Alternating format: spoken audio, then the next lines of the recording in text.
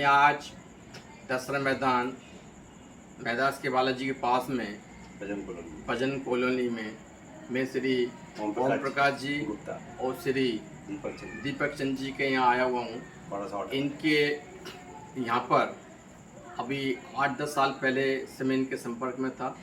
इनके कुछ कार्य मेरे द्वारा हुए हैं।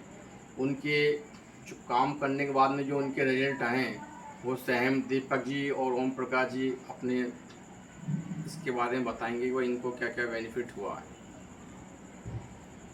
नमस्कार साहब, मैं ओम प्रकाश गुप्ता, गंगापुर सिटी, बजरंग कॉलोनी, दशहरा मैदान।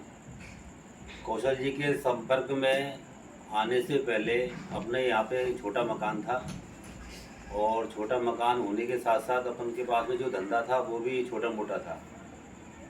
तो भाई साहब के साथ में संपर्क आने पर अपन ने इनके यहाँ से नक्शा बनवाया।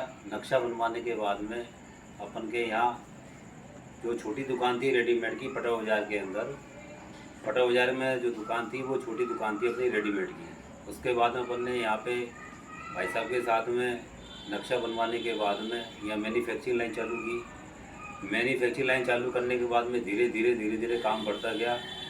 काम बढ़ने के साथ साथ में फैक्ट्री भी लगी और मकान भी बना, दोनों एक साथ में काम स्टार्ट हो गए।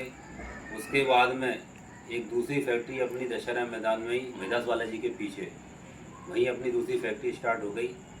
तो कहने का मतलब यह है कि जो भी बंदे के नाम से वास्तु के क्षेत्र में विश्वास रखते हैं तो वो भाई साहब से संपर्क करें।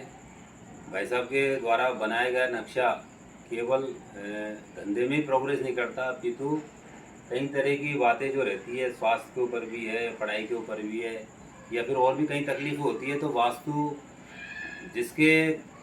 जिसका वास्तु खराब है तो वो कृपया इनसे सलाह ले। बाकायदा सलाह लेने पर उसका समाधान भी होगा।